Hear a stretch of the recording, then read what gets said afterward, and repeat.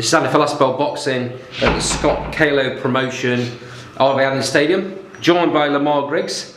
How are you, fella? Yeah, not too bad, mate. Not too bad. Thank you very much for having me on. Yeah. That smile tells me you've had a great night, mate. Congratulations on the win. Nice one. Thank you very much. It's just been a long time coming, you know. I mean, I've had I think that was my 8th fight. I won 1, lost 6. Obviously, last year I had like 5 fights on the road.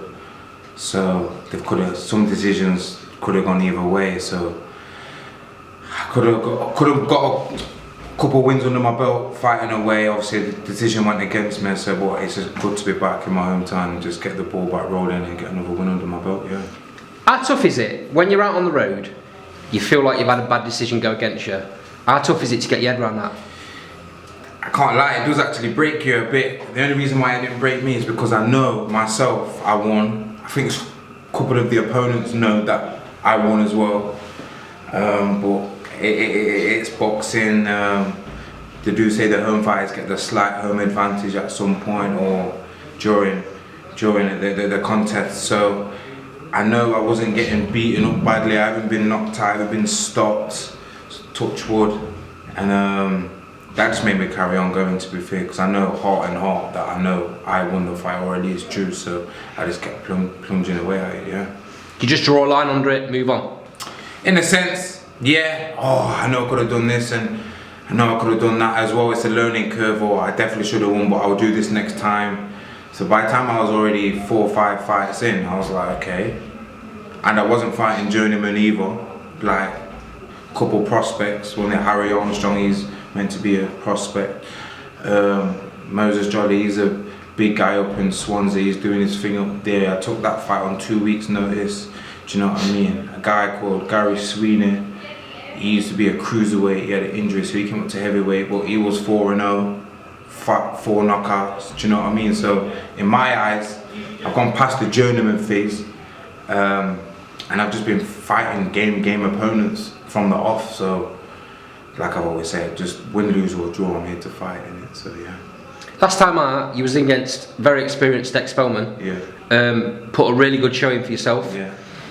Has that kind of changed your mindset a little bit, or did you always know you were capable of those performances against that level of fighter?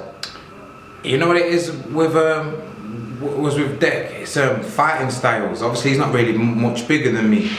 I think he's only like 6 foot, and I'm 5'9". So at times I was boxing at range. I didn't have to get rough and rugged and go in and move in and move out, and like I do with the bigger guys. Like when you're like 6'4", 5 and 6, it's a whole different game. My coach would have said, how I boxed tonight, I should have boxed like that against Deck Spellman.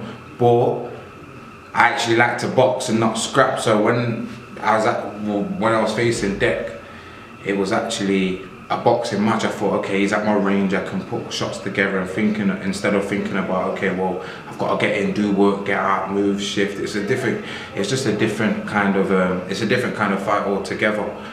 And but he's a very skilled operator. Experience carried him, skill carried him. He's done championship rounds countless of times. Spoke to him afterwards. He's 10-year pro. It's like a veteran to me. Do you know what I mean? I think I've only been boxing 7 years. This is my 3rd year pro. 2nd year actually active as a pro. I turned pro in COVID the 1st year, so nothing was going off then. I just did it just to get my license and just get it over and done with, get the ball rolling. But yeah, nothing taken away from Deck. We had a good 6 rounds, my first 6 rounds as well. So I had a good go at it. Like I said, if I'm being honest, I think he might have had an extra gear. But some people say, well, why didn't he use the extra gear? So I'll leave them to decide why he didn't use that. But no, it was a good fight and I did enjoy it, yeah. Feels to me like you've turned a corner. This fight's a local show just around the corner, literally on your doorstep. And you've proved tonight exactly what you can do. Tell me a little bit more about tonight's fight. Just go in there and just do you. Believe in myself as a boxer, fighter. I've got the balls of steel, if you want to say that. Heart of a lion. Like, I'm not scared of getting in and getting roughed up and giving it back. And yeah, it's just one fight at a time. you see what your opponent is in the first 30 seconds, and then your skills and your ability just comes into play. I never doubt my ability. Like for a heavyweight, even though I am small, I am pretty fast. Go on, superstar! Go on, superstar! You missed all the fights in all the interviews, mate! Yo! Football was my first sport, so I got a bit of footwork.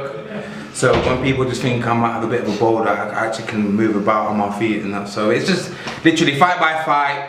What does your opponent bring? What am I going to do to adapt to it? And then we go from there, yeah. There was a point in the fight tonight where it looked like you were going to stop the guy. His gum shield came out, but as far as I'm concerned, the ref should be waiting till a break in the fight before the gum shield goes back in. That didn't happen. The ref jumped in while you were on the attack. Yeah. I didn't even see the gum shield come out. To be honest, I can't even remember the shot. I don't know if it was the straight right or a left hook, but I know I got him. My coach, that's who was at the door then.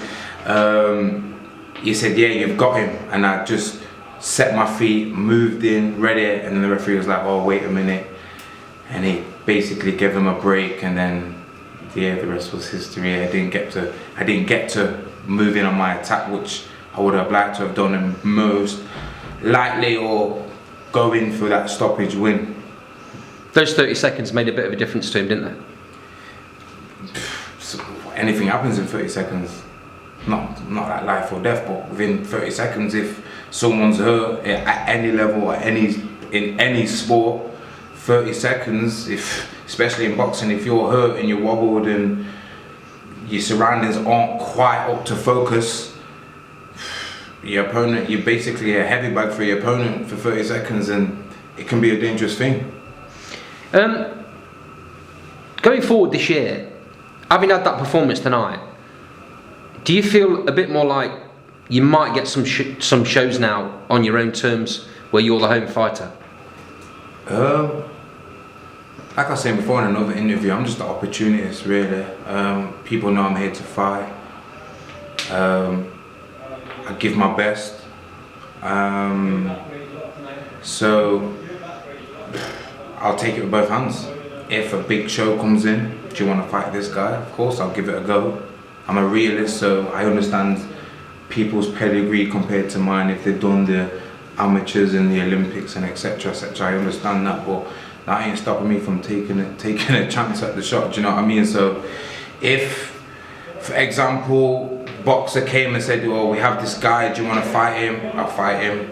If Frank Warren came and said, "We have this guy. Do you want to fight him?" I'll fight him.